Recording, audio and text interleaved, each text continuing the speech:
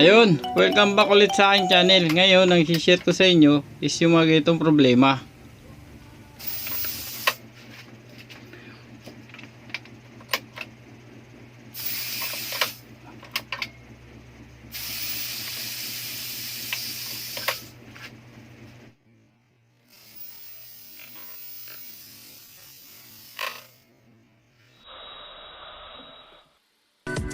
Ayun, kung pamilyar ka sa mga ganong klase ng problema, ito yung magandang tips ko dito. Papakita natin kung paano ayusin yan.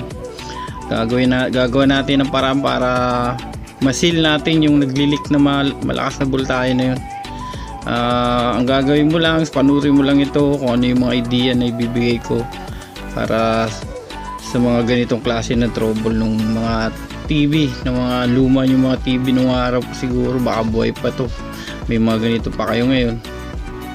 Itong share ko na ito, madalas na nangyayari to sa mga may mga ganitong klase ng problema.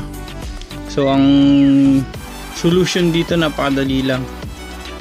Gagamit ka lang ng mga ilang bagay para masilyuhan mo yan yung mga naglilik na voltahe na yan. So kung bago ka pa lang ulit pala sa aking channel, huwag mo kakalimutan mag-like and siyempre mag-subscribe na rin para updated ka sa mga susunod kong mga video, and pakihit mo na rin si notification bell para updated ka sa susunod ko pang mga video. So ito, panurin nyo lang kung paano ko siya ginawa, paano ko siya inisa-isa na linisan. So dito, wag nyo munang basta-basta ang pag galing sa power, kasi ito yung dulo nung ating flyback. May voltahe ito, nag-i-store ito ng voltahe. Mas the best na gawin nyo, i-drain nyo muna o patagalin nyo lang na hindi siya ginagamit kung saan naman madidrain yan yung voltahe na yan. So may mga ibang paraan dyan na dapat na i-drain, so i-share ko na lang sa inyo sa mga susunod pa. So yan, nilinis ko lang, tinanggal ko yung loob nya kasi binalik natin. And then ang gagawin natin dito is papakita ko kung ano, kung saan lumulusot yung kuryente, kasi unang pagtanggal natin yan, meron talaga yan, sabi na di may iwasan na magkaroon ng leak. Pero mawawala naman yan, hahanapin lang natin yung pinaka main source kung saan lumusot yung kuryente. Kung napapansin nyo doon sa gilid nung mismong ano natin, vacuum tube yun sa ibabaw na rubber, may lumalabas. So unti-unti yan mawawala yan pag inano nyo. Pero ito hindi to sira ha, gumagana to, so nga lang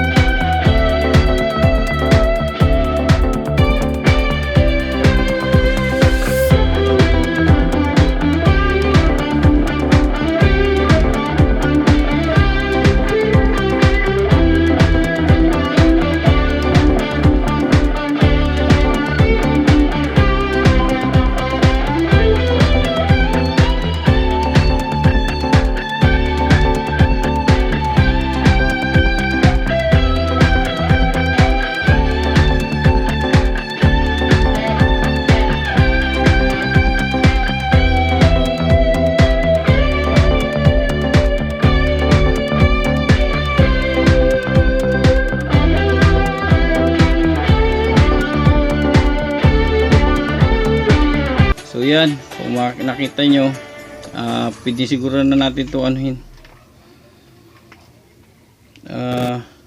testingin para malaman natin kung gumagana ba talaga. So sabi ko kanina hindi naman to sira, pero nangyayari kasi dito pag umpisa naka-blurred yan. Yan siya, oh. So kanina may sumisingaw na hangin, so ngayon wala na kayo naririnig. So yan yung ano niya, medyo naka-blurred yan pag umpisa. So isa pa sa mga tip pala na i-share ko sa inyo, itong bagay na to, ito yung nasa likod, yung nasa mismo cover sa likod, yung nasa top. Pag napansin mo na ganyan yung nangyayari, ibig sabihin yung kuryente mo nagiging ground na mismo yung cover ng housing. Usually ginagawa ko, nilalagyan ko lang yan ng plastic. Yung mga uso ngayon na face shield dyan po, pwede na yan. Pero bago yon, linisin mo muna lahat yan. Pag nilinis mo yan, wag lang basta pupunasan. Ang gagawin mo, hugasan mo siya. Talagang kahit tubig na may sabon. So yan, didikit ko lang yan dyan. Parang ganito lang.